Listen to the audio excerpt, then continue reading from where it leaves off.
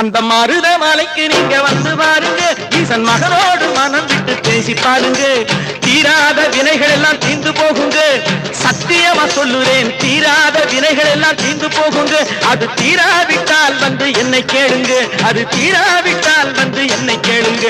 மருதமலைக்கு நீங்க வந்து பாருங்க. மருதமலை முருகனுக்கு, மருதமலை ஆண்டவனுக்கு, மருதாச்சல மூர்த்திக்கு